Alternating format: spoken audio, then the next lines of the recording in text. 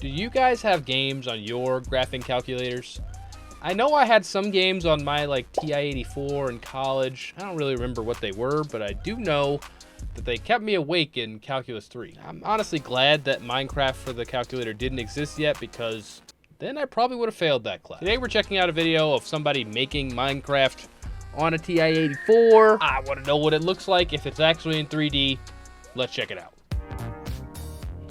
This is a port of Minecraft running on a TI-84. No, Looks really, insane. you can place blocks, move around, save and load worlds, all in real time on a device about 1,000 times less powerful than a modern computer. That thing looks so But cool. full disclosure, this isn't the first time the game Minecraft has been brought to a graphing calculator. Really? In fact, there's a proud tradition of calculator Minecraft ports going back to at least 2011 from what I can tell.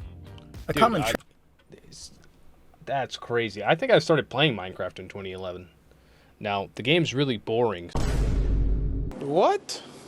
So I stopped playing Minecraft in 2012. But that's insane that early on somebody took the time to make a calculator version. Tradition of calculator Minecraft ports going back to at least 2011 from what I can tell. A common trend you'll find between all of these is that they use a 2D side view of the game rather than 3D. So more like Terraria. One of the better ports I found was Minecraft 2D for the TI Inspire by Jens Kolpinger. Despite being 2D, it's a pretty extensive port of the game, with different game modes, mobs, crafting, furnaces, and more. Obviously, it's not going to beat the PC version in terms of content, but for a port of the game flattened down into 2D, it's got enough to be compelling. The other notable port... Yeah, that part, this still looks definitely good enough to distract you in class, which is half the point of calculator games. The other notable port I found was Crafty by Vogtonator. This one is probably the most impressive port there is. It's able to pack in full 3D graphics, 3D? chunk loading, and even redstone onto a calculator. I'd say that Program of the Year award from TICalc.org was well earned. That being said, there are some things about these year awards... That was 2014? My goodness, these people are cooking out here. From TICalc.org was well earned. That being said, there are some things about these two that I don't particularly care for. Okay. For one, Crafty uses affine texture mapping instead of perspective, which causes this really ugly warping to happen whenever you get too close to a block. But more importantly, both of these ports are only available on the TI Inspire, which as someone who didn't have an Inspire going through high school makes me just a little salty. Who had a TI Inspire? I didn't even have one of these nice TI-84 CE. What is this, TI-84 plus CE? No, I didn't have that one. I just had a TI-84 plus. But there was one or two people in class who would have a nice calculator like this. Can we get something working on a regular old one? So here's the goal. Get a 3D version of Minecraft running on the TI-84. And that's already a pretty tall order. Right? Even though they look similar on the outside, under the hood the TI-84 and Inspire couldn't be more different in terms of power. The Inspire has 64 megabytes of RAM, which doesn't sound like much until you realize the TI-84 has 256 kilobytes. Yikes. It looks like the TI-84 has less memory than an SNES. That's not enough to run Minecraft. The TI-84 runs at 48 megahertz. And let's be clear here, that doesn't mean the Inspire is just 8 times faster. The Inspire is using a 32-bit ARM processor, whereas the 84 has a kinda 8-bit, kinda 24-bit Easy 80. The ARM has way more registers and more powerful instructions, which basically means that cycle for cycle... If you're liking the video so far, subscribe. ...still do more work than the Easy 80. Yeah. About the only thing even remotely similar between these two calculators is that they both have the same 320 by 240 pixel display hardware. With that in mind, Perspective 3D is basically out of the question.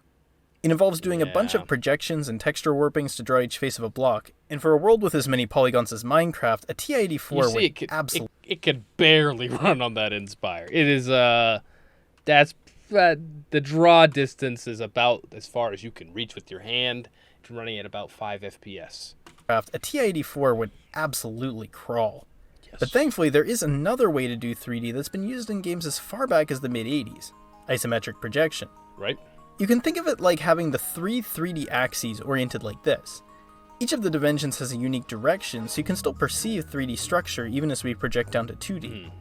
The big difference here from Perspective 3D is that things don't change in size when they get closer or further away from the viewer. And this ends up being a big help for games, since we don't need to warp or scale an object to get it to look like it's moving around in 3D. All it takes is sliding it around the screen, something Tilemap and Sprite hardware can do really fast. That's why so many 3D retro games, from Marble Madness to Sonic 3D Blast to SimCity 2000, all use isometric graphics. You just need to render each object from one fixed perspective and you're good. So let's make some isometric sprites to use. Creating these 3D blocks out of 2D textures ends up being a pretty simple task.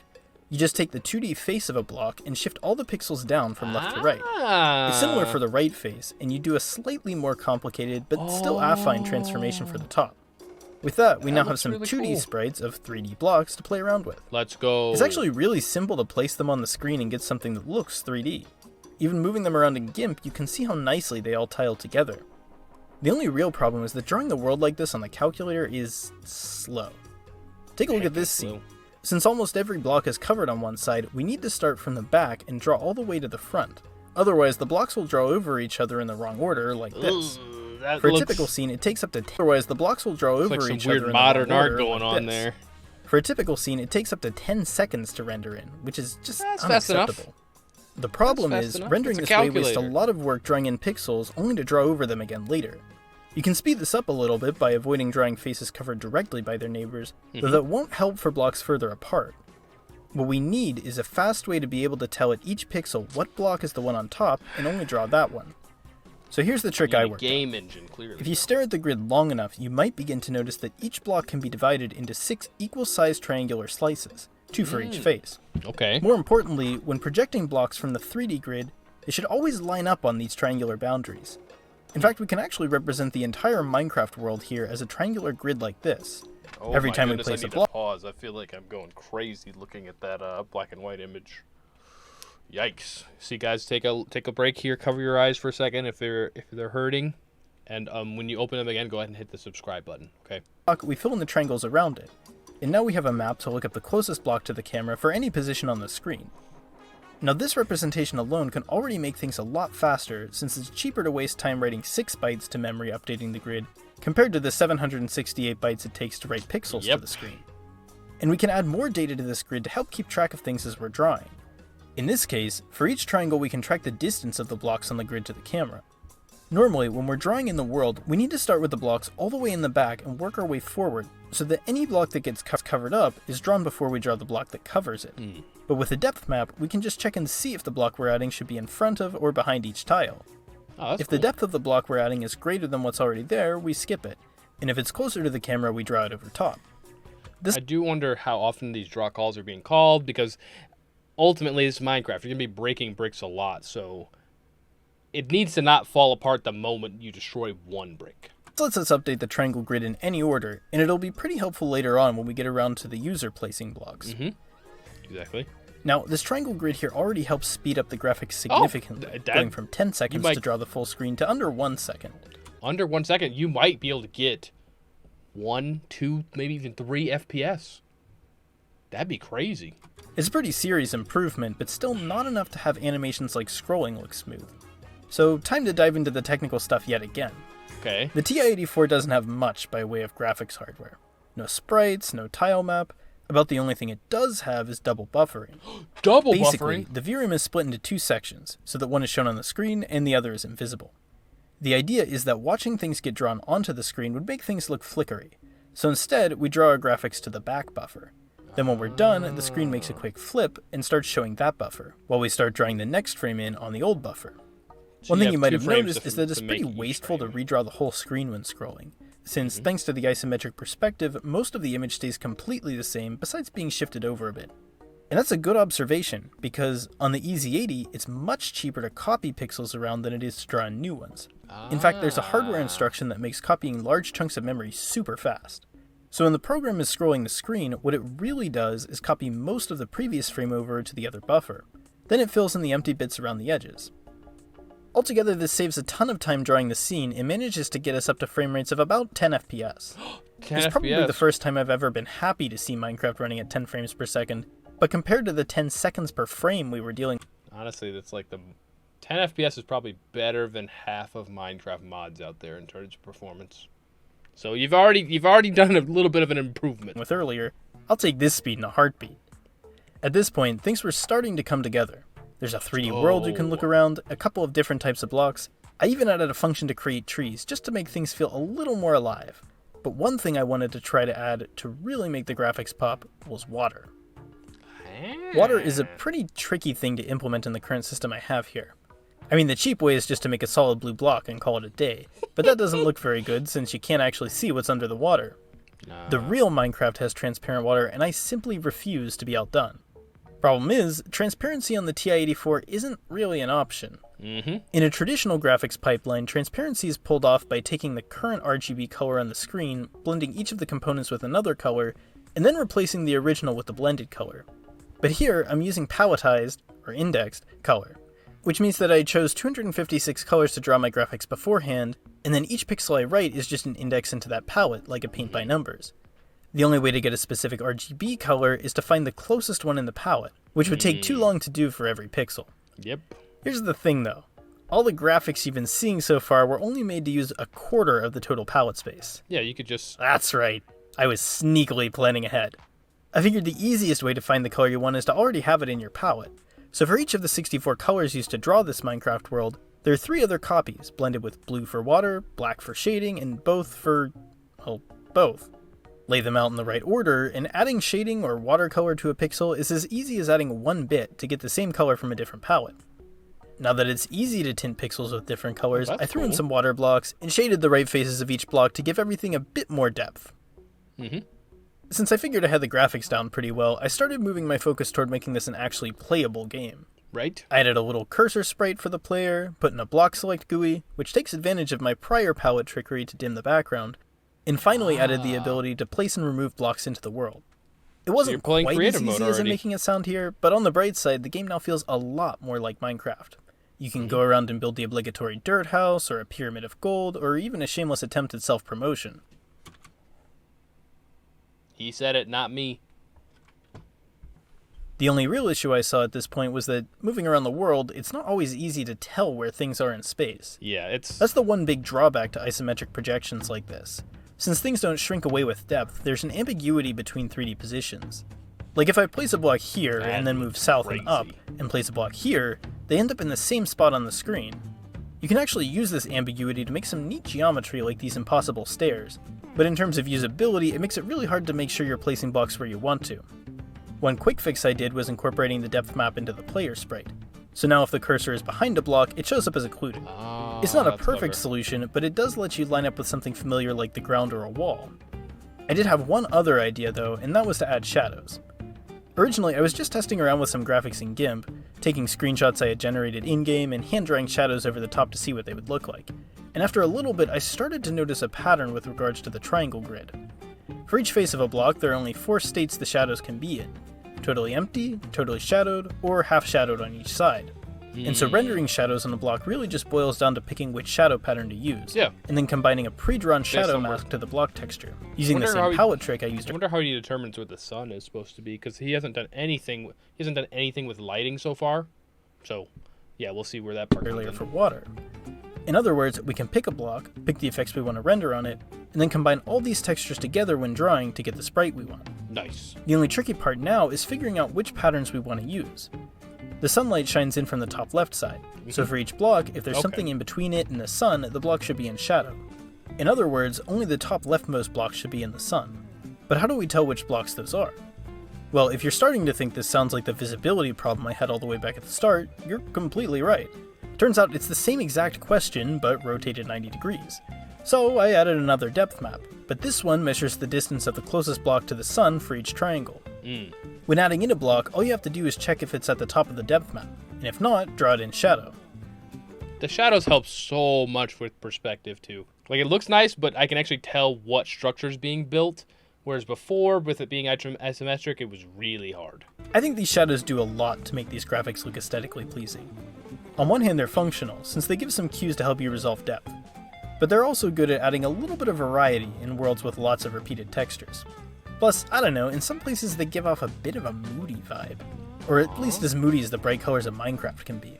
Anyways, it's something the original Minecraft doesn't have, so checkmate, Mojang. Boom! And now, it's time for the rest of the owl part of the video. We're adding a bunch of less interesting parts to finish this thing out. Stuff like adding save support or a nicer cursor sprite, putting in a main menu, and also some more natural looking world gen. Plus lots and lots of little bug fixes to cover the myriad ways water and shadows can interact. Here's what I ended up with. That looks ugly. A realistic world where you can scroll around and build things.